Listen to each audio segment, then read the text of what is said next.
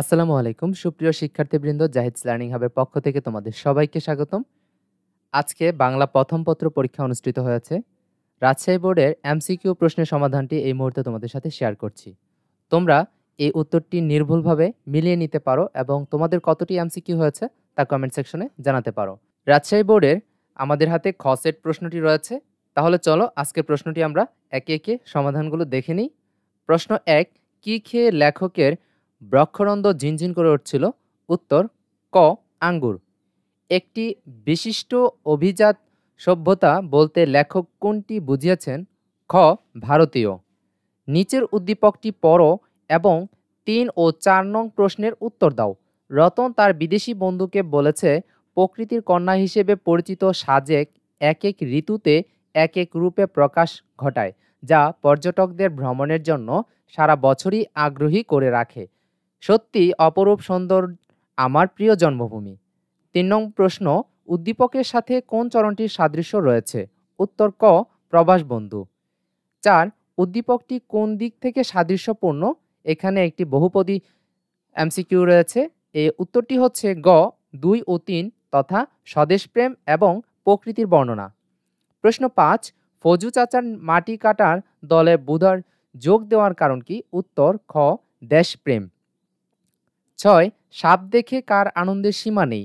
উত্তর ঘ, শাহীন। ৭, আমার পরিচয় কবিতায় বীজ মন্ত্র বলতে কি বোঝানো হয়েছে? উত্তর খ, মূল প্রেরণা। ৮, ১৬ই ডিসেম্বর ১৯৭১ কয়টা পর্যন্ত আকাশ যুদ্ধবিরতির কথা ছিল? ক, সকাল ৯টা। ৯, আমারই পাবে তুমি ইহাদের বীরে এই চরণের সাথে কোন কবিতার সাদৃশ্য রয়েছে? উত্তর গ, আমি কোনো আগন্তুক নই। ১০, দুলে দুলে মরার কাঠ কি হবে শুনি?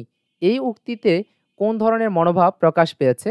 উত্তর খ, বর্ণবৈষম্য।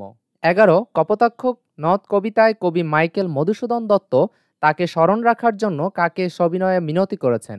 উত্তর ঘ, কপোতাক্ষ নদকে। ১২, গাজী গাজী বলে কে নৌকা চালায়? উত্তর গ, মতলব মিয়া। শিক্ষার্থীবৃন্দ, এখন আমরা পরের পৃষ্ঠায় প্রশ্নগুলোর উত্তর দেখে নিচ্ছি। নিচের কবিতা অংশটি পড়ো এবং ১৩ ও ১৪ নং প্রশ্নের উত্তর দাও। শিক্ষার্থীরা, আমরা কবিতাটি পড়ে নিচ্ছি। ঝড়ের রাত্রে, বৈশাখী দিনে, বর্ষার দুর্দিনে, অভিযাত্রিক নির্ভীক তারা পথ লয় ঠিকই চিনে। ১৩, উদ্দীপকের সাথে ঝরনার গান কবিতার কোন চেতনায় মিল রয়েছে? উত্তর ঘ, চঞ্চলতার।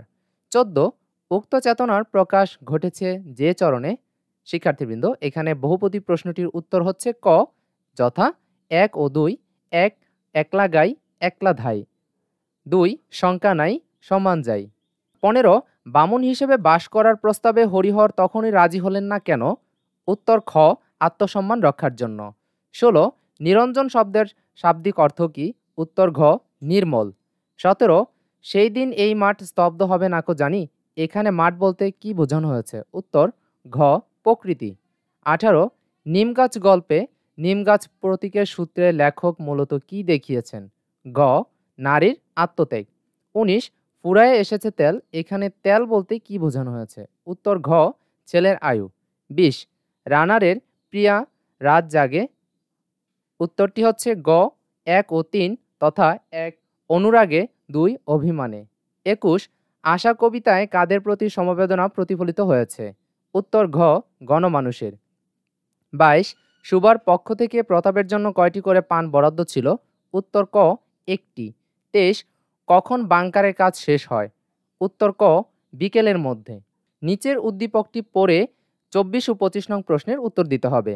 উদ্দীপকটি হচ্ছে, অফিসের লোকেরা বলাবলি করে রবিউল সাহেবের অবস্থার পরিবর্তন হলো না শুধুমাত্র তার নীতি নৈতিকতা ও সততার কারণে। ২৪, উদ্দীপকের রবিউল সাহেবের সাথে বহিপীর নাটকের কোন চরিত্রের সাদৃশ্য রয়েছে? উত্তর গ, হাতেম আলী। ২৫, উক্ত চরিত্রটির স্বভাবগত বৈশিষ্ট্য হলো?